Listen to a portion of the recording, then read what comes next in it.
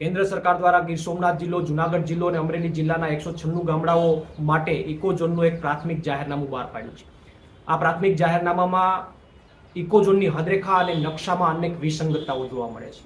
નકશાની અંદર જોવામાં આવે તો 4 એવી જગ્યાઓ છે કે જ્યાં ઇકોઝોનની હદરેખા અને જંગલની હદરેખા એકબીજાથી ખૂબ નજીકથી પસાર થાય છે. એમનો મતલબ એવો થાય છે કે ત્યાં ઇકોઝોન નહિવત લાગ્યો છે, જ્યારે બીજી બધી જગ્યાઓએ ક્યાંક 9.50 લાગ્યો છે, ક્યાંક 7 લાગ્યો છે, ક્યાંક 5 લાગ્યો છે. તો આવું કેમ?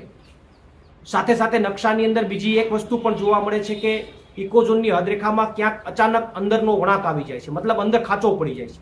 તો એ જગ્યાએ તો એવું બનશે કે બાજુની એક જગ્યાની અંદર એક ખેતરમાં 7 કિલોમીટર સુધી ઇકોઝોન લાગતો હશે અથવા 5 કિલોમીટર સુધી ઇકોઝોન લાગતો હશે, તો એની જ બાજુની ખેતર અથવા જગ્યા જે છે ત્યાં 2 કે 3 કિલોમીટર સુધી ઇકોઝોન લાગતો હશે. તો આવી વિસંગતતાઓનું કારણ શું? કારણ કે ઇકોઝોનની હદરેખા નક્કી કરવા માટેના કાંઈક તો નીતિ નિયમો હશે ને, કે કોઈ સેન્ટર પોઈન્ટથી બધી દિશામાં એક સરખું ઇકોઝોન આ રીતે નક્કી કરવું, અથવા ખાંચાઓ પડ્યા છે તો એના નીતિ નિયમો શું, કઈ રીતે ઇકોઝોનની હદરેખા નક્કી કરવામાં આવી છે, એના કાંઈક તો નીતિ નિયમો હોવા જોઈએ. અને જો એ નીતિ નિયમો હોય તો સરકારે તાત્કાલિક ધોરણે એને જાહેર કરવા જોઈએ.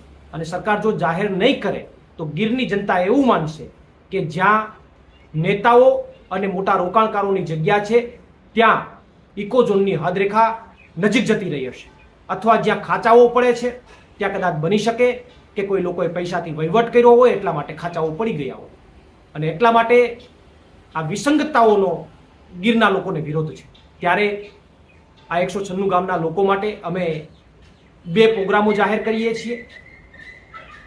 પહેલો પ્રોગ્રામ એ છે કે 2 ઓક્ટોબર એટલે કે ગાંધી જયંતિ, ગાંધીજી આંદોલનના પ્રણેતા છે, ત્યારે 2 ઓક્ટોબરના દિવસથી આ તમામ 196 ગામડાઓની અંદર એક ઇકોઝોન નાબૂદી નામનું એક અભિયાન ચલાવવામાં આવશે. અને આ અભિયાન અંતર્ગત ગ્રામ પંચાયતોના ઠરાવો લેવામાં આવશે. સાથે સાથે વ્યક્તિગત વાંધા અરજી પોસ્ટ દ્વારા અને મેલ દ્વારા કેન્દ્ર સરકારને મોકલવામાં આવશે. આ અભિયાન સતત 15 દિવસ સુધી ચાલશે.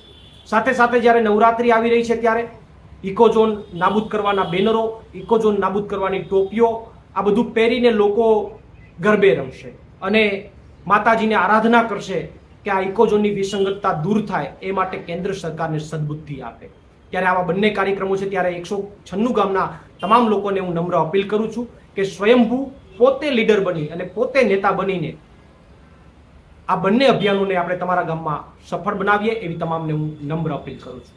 આભાર. પ્રવીણ રામ, પ્રદેશ ફ્રન્ટલ અધ્યક્ષ, આમ આદમી પાર્ટી.